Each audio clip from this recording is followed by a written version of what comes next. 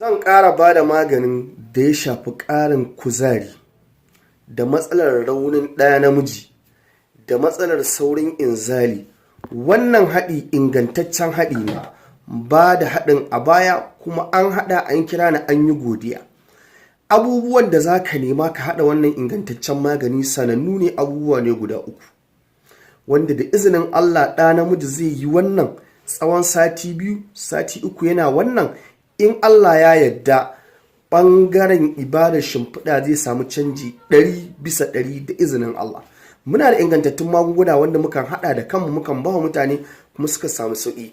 In kana neman haɗaɗɗen magani muna da shi. Dabino namijin goro kanumfari. Dabino namijin goro kanumfari. Ka nemi dabinanka a rana guda 4. Ka nemi namijin goro guda 2 ko guda 1. In babba ne guda 1, in ƙananu ne guda 2. Ka samu namijin goro guda 1 ƙarami, ka ci da dabino guda 2.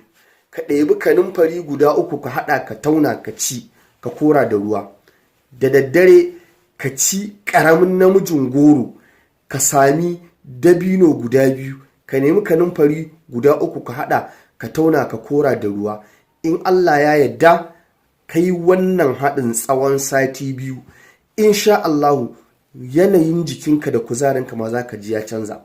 Matsalolin da suka shafi cikinka, matsalar da ta shafi mara, matsalar da ta shafi rauni, matsalar kankancewar al'aura, za ka samu sauƙi, za ka samu kuzari da yardar Allah.